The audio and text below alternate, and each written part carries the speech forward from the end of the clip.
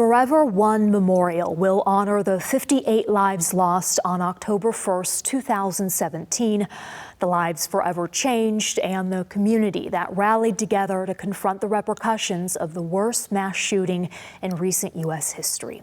It'll be located on 2 acres of the Route 91 Harvest Festival concert grounds where the shooting took place, and a memorial of this scale is expected to cost around $45 million.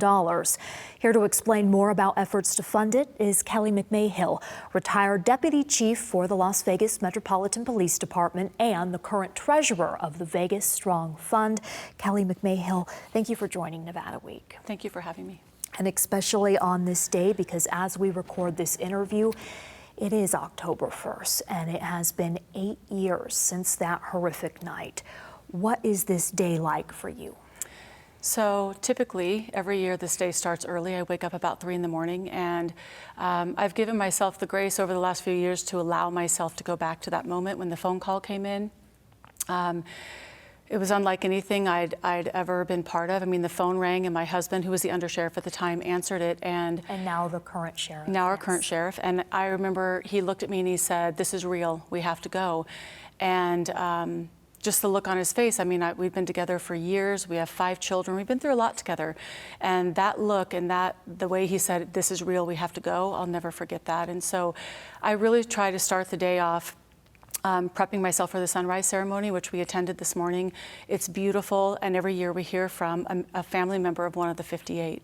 And this year, just like every other year, it's so poignant and touching, and it reminds me that these 58 folks, who they were in life and not just who they were in death. What was your role after this mass shooting? So that night, it was very interesting because I was a captain in charge of investigating officer-involved shootings at the time, but we had so many deceased individuals that the homicide team ended up taking over that aspect of the investigation. So I was the captain, tapped with being in charge of the criminal investigation, of course, along with the FBI. In the days that followed, it took us about 3.5 months to get that report completed. And then the sheriff at the time, Sheriff Lombardo, asked me if I would author the after-action report. So I ended up co-authoring that report. It took another 18 months to finish. And then I was lucky enough to be asked to sit on the 1 October Memorial Board with a group of 7 individuals. There were 7 of us total.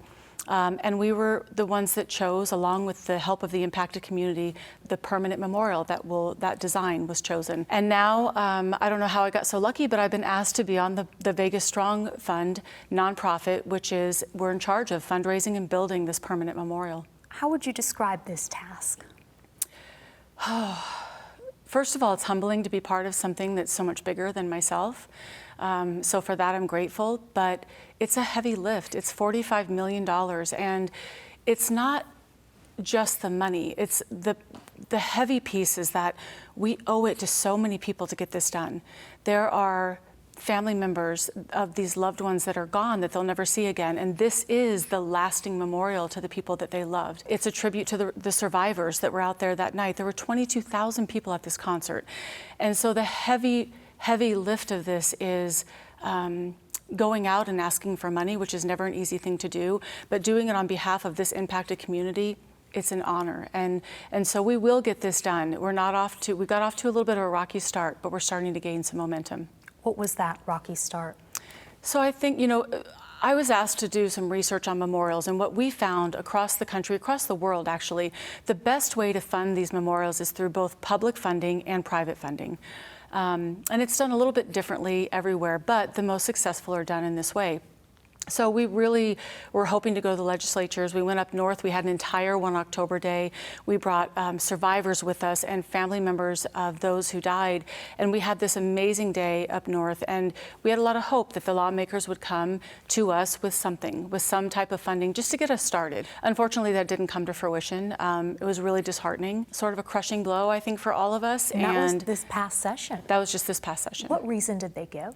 So we didn't get a reason, Amber, and which I thought was interesting, because we had lawmakers stand out front at the press conference with us and vow that this would happen, that this memorial would be built. And we didn't get an answer. I think, they tried to tell us there was no money, and while I respect that and respect that they have very difficult decisions to make, and I've never sat in their seats, I don't know if that was completely accurate, but here we are today, and it's not going to stop us. We are more dedicated than ever to fundraise and build this memorial. Granted, there was a lot of uncertainty surrounding the budget this past legislative session, and also it's an expensive memorial. When you think of other memorials for mass shootings, the Pulse nightclub shooting, for example, I think they finally have agreed to make that about $12 million. That has yet to be constructed. That was in 2016. How do you explain that to people, the need for $45 million, especially when the land has been donated from MGM? Right. So the land was donated, thankfully.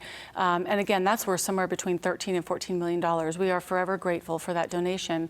Look, I'll just say this. Pulse nightclub is a tragedy that was compounded upon tragedy. If you go back and look at their process, unfortunately, they had theft involved in their nonprofit that was supposed to build this memorial that happened to be for our shooting. And so their community deserves so much better than what's happened to them.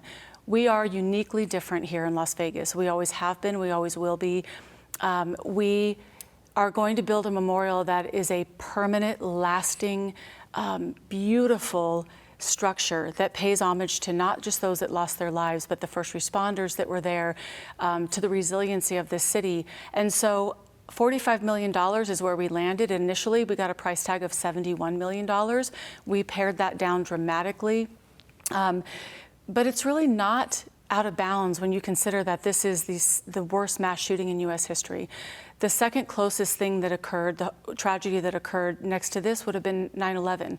That memorial was about $500 million to build. Wow. So, and again, if you've been there, it's beautiful. We want to build something that not only does justice to all the people that we owe this memorial to, but fits in with our city. And we're talking about a city that is iconic. This is going to be built on the Las Vegas Boulevard. So to all of us that are involved, and if you see the project, if you take time to look at the sentiment that is there, just the actual beauty and the honor and the tribute that's paid to everyone that was involved in this, I think people will agree that $45 million is reasonable. How much money have you raised? So we're at $4 million, and I have to give a big shout out to Mr. Foley and the Las Vegas Golden Knights. They were our first $1 million donor. It was remarkable. We just came from them presenting the check to us this morning. I personally wish that so many others across this valley would follow Mr. Foley's generosity. Other sports teams, other philanthropists would see how critically important this project is, that it's going to outlast all of us. Once we're gone, it will still be standing. And I wish that they could find it in their hearts to find that generosity. And for those who may not have the ability to contribute $1 million, there's a smaller level. We know that everyone out there doesn't have $1 million that they can just write a check for. And so we started last week a commemorative paver drive. We are selling these pavers in 2 different sizes. And what I love about it is you can add your own icon. I chose the Vegas Golden Knights icon. It made the most sense to me. And you get to put your own message on this paver. The pavers will be at the entrance of the memorial as you walk in, and they'll be part of this for eternity. So again, long after I'm gone, my message will remain for people to continue to see. You want to open this in 2 years, 10 years after this shooting. Do you think that's going to happen? I do. Listen, for me, this is such a personal passion project, and it is for so many of us.